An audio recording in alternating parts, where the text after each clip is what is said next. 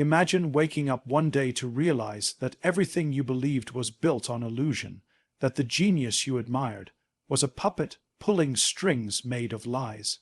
Today we talk about the fake genius, a fraud so colossal, so systemic, it destroyed trust, credibility, a $30 billion empire built on smoke and mirrors.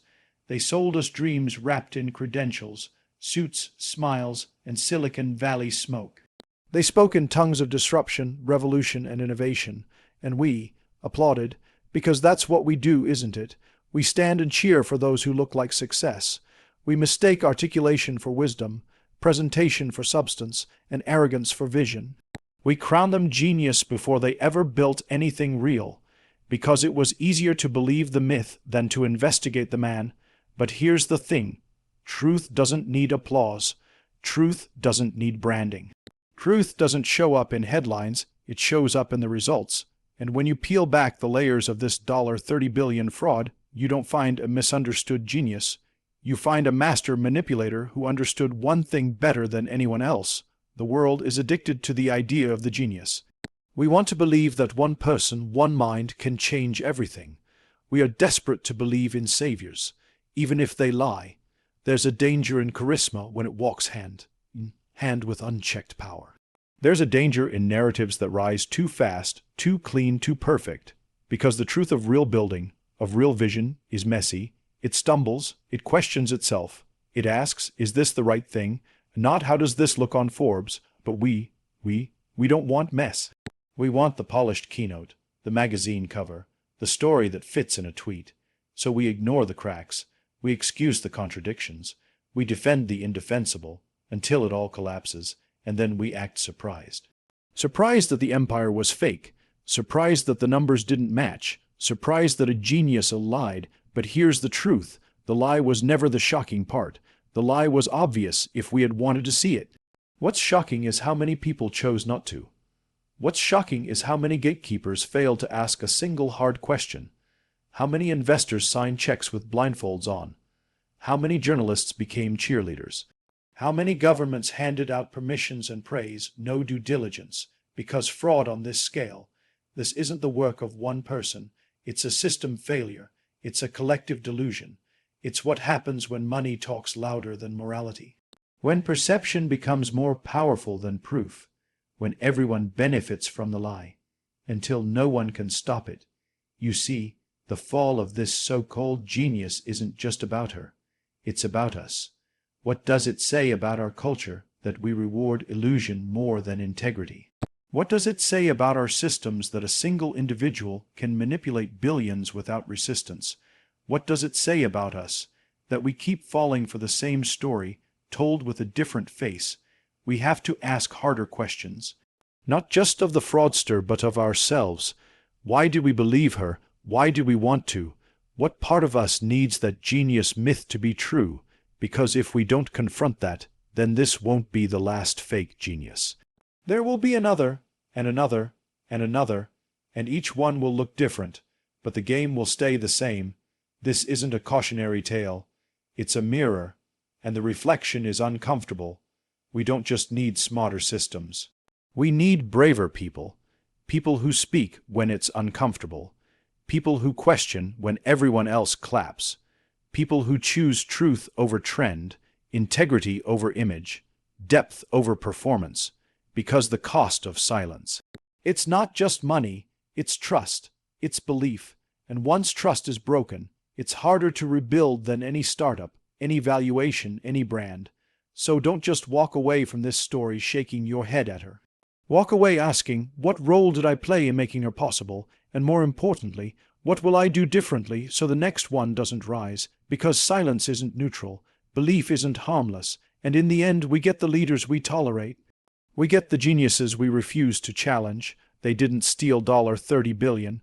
We gave it to them, willingly, desperately, eagerly, with open arms and closed eyes, because the crime wasn't committed in the shadows. It happened in the spotlight. On magazine covers, on conference stages, in boardrooms filled with applause instead of accountability. The fraud wasn't the secret. The fraud was the product, and we were the market. We are living in a time where lies are more profitable than the truth. Where a story well told is worth more than a business well run, where perception isn't just power, it's currency.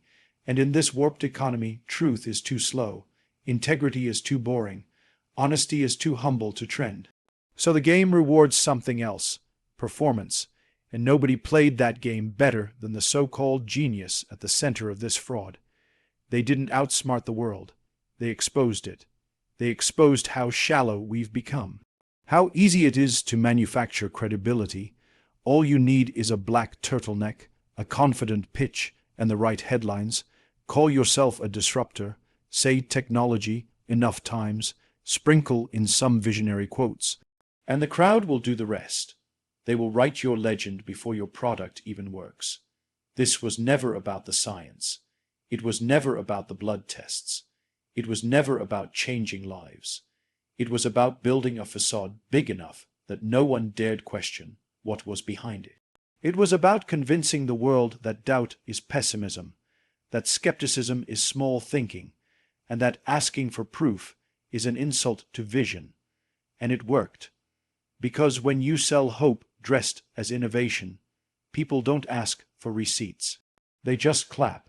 Here's what they never tell you about the frauds that make headlines. They don't succeed in spite of the system. They succeed because of it. Because our systems reward confidence over competence. They reward charm over checks and balances. They reward growth over governance. And then, when it all collapses, everyone acts shocked.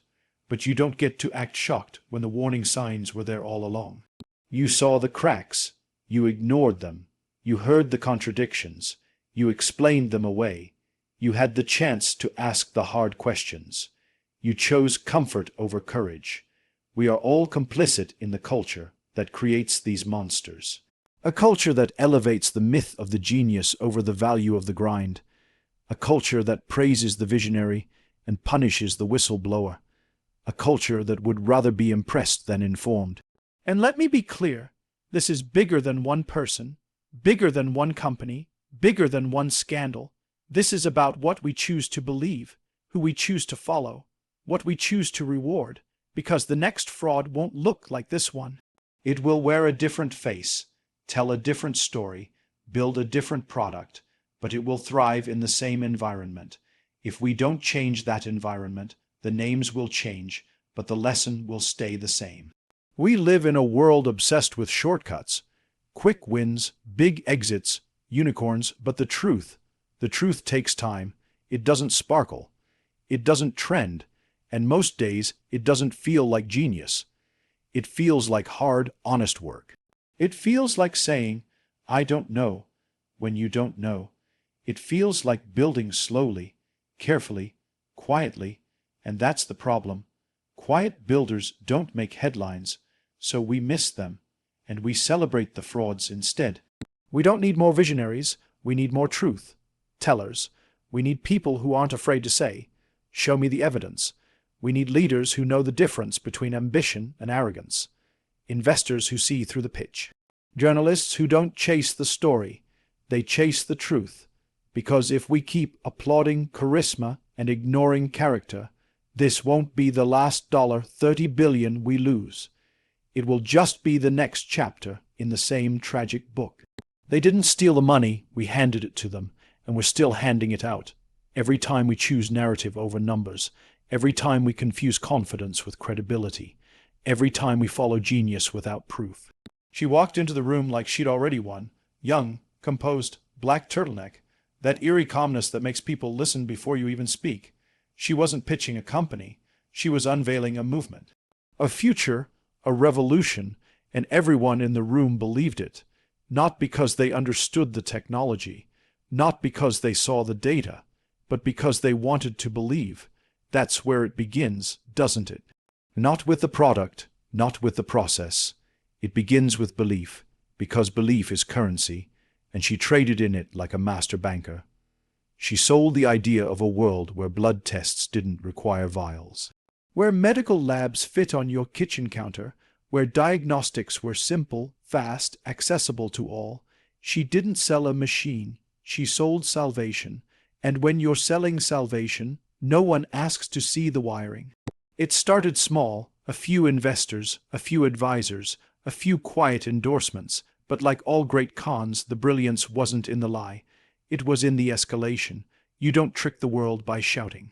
You whisper, you make small promises, you keep people intrigued just enough to stay close, and while they're leaning in, you scale the myth. She brought in generals, diplomats, billionaires, people who never read lab reports but knew how to read headlines. She built a boardroom full of gravitas, men who had ruled countries, corporations, and armies. Not a scientist in sight, but the optics were perfect.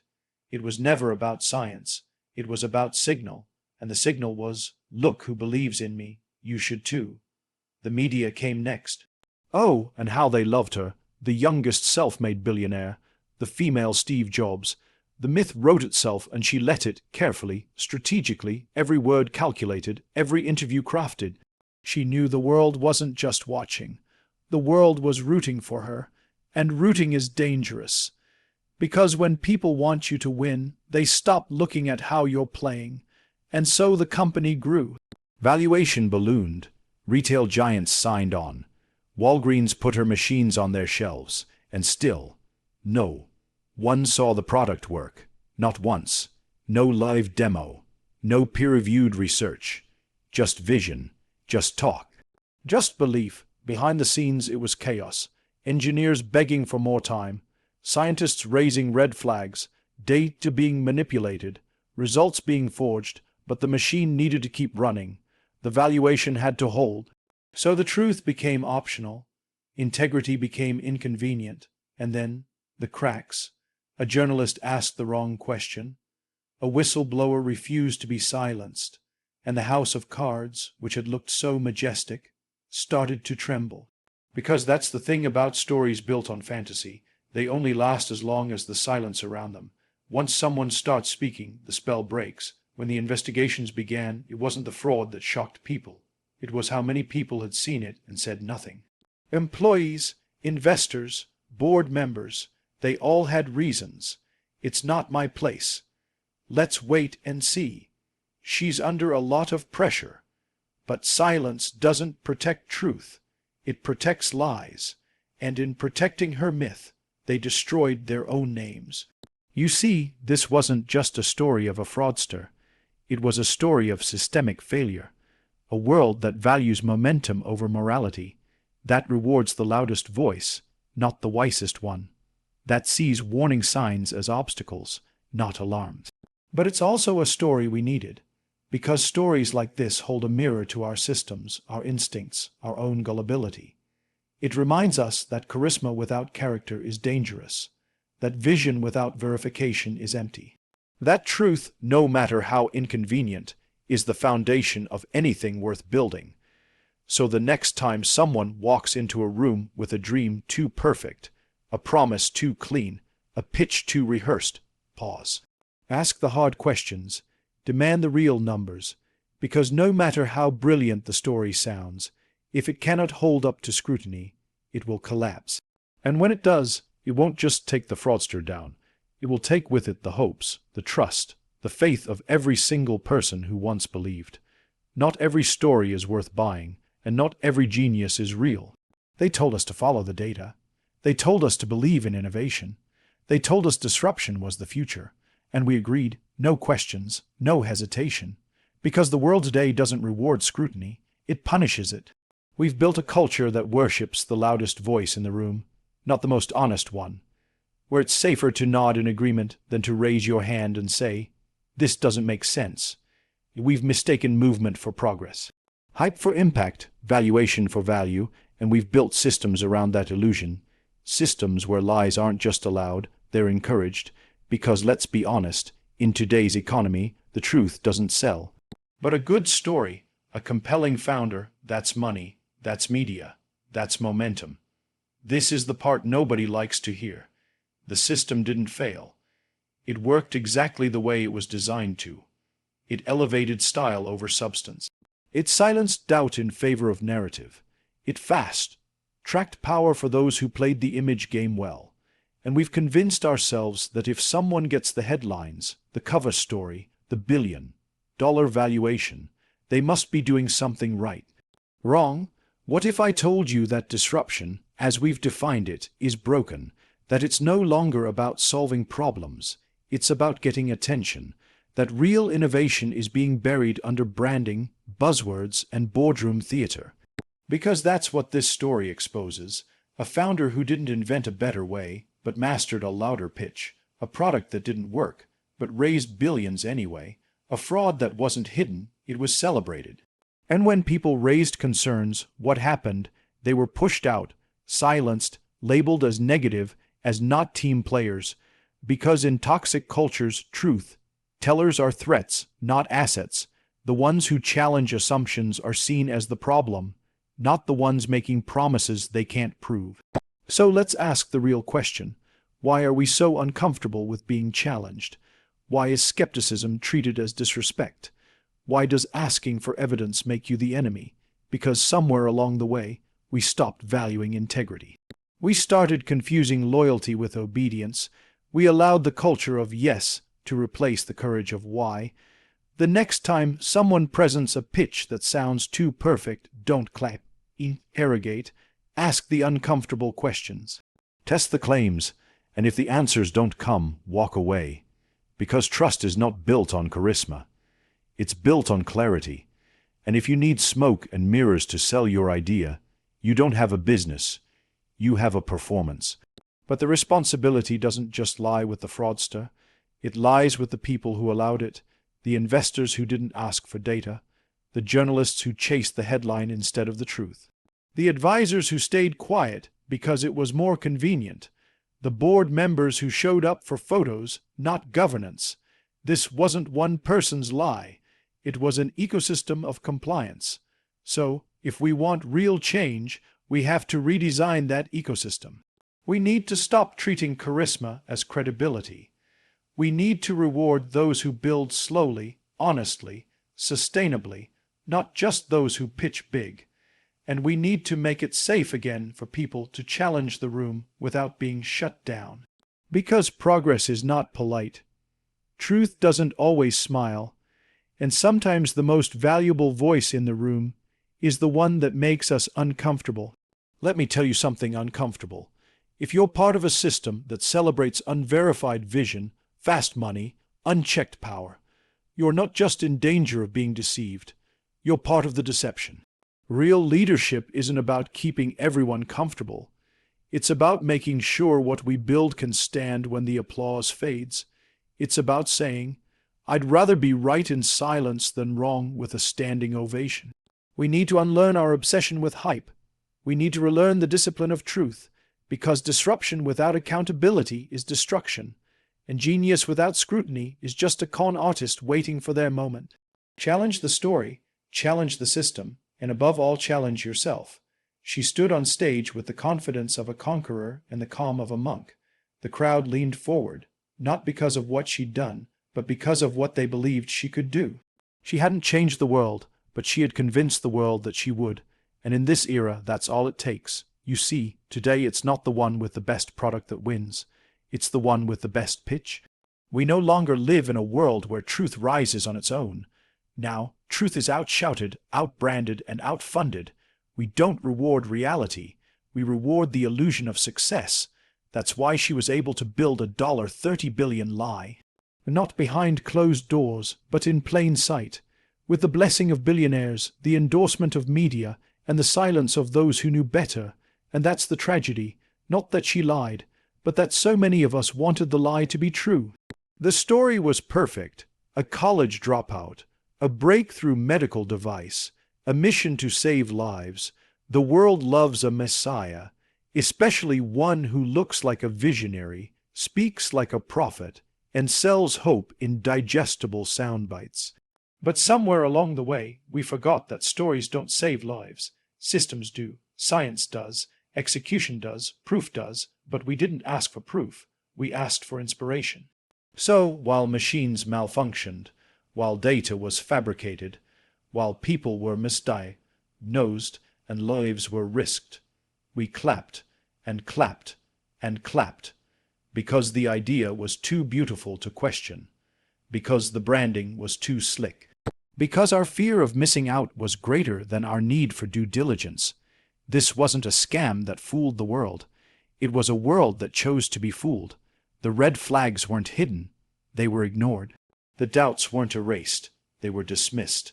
And when someone raised a concern, we didn't listen. We labeled them a hater, a cynic, a threat to progress. What kind of progress crumbles when questioned? What kind of genius can't withstand scrutiny? We've allowed ourselves to be conditioned to trust confidence over competence. We mistake loud for right. We follow momentum without asking, where is it really going? But the house of cards always falls, and when it did, what remained? Not innovation, not transformation. Just reputations in ruin, billions evaporated, and a cautionary tale that no one wants to own. This isn't just a story of one fraud. This is a reflection of our culture. A culture that confuses marketing with meaning, that elevates hype over honesty, that puts more energy into virality than viability. It's easy to point fingers at the fraudster, but where was the accountability? Where were the gatekeepers? Where were the voices of reason when we needed them most? They were there. Some of them spoke up. But we silenced them because they made us uncomfortable, because they forced us to see what we didn't want to see. So now we're here, picking up the pieces, learning, again, that character matters, that proof matters. That the truth will always outlast the performance, because performance can impress, but only truth can sustain. So let this be the line we draw. From here on, we will not be seduced by the story. We will ask the hard questions, even if we ask them alone. We will build cultures where doubt is not disloyalty, and where silence is not safety. We will no longer reward the mask. We will demand the substance behind it. And when the next genius walks into the room, because there will be another, we will not hand them trust just because they sound like they deserve it. We will ask, we will test, we will verify. Because this time, we won't applaud illusions.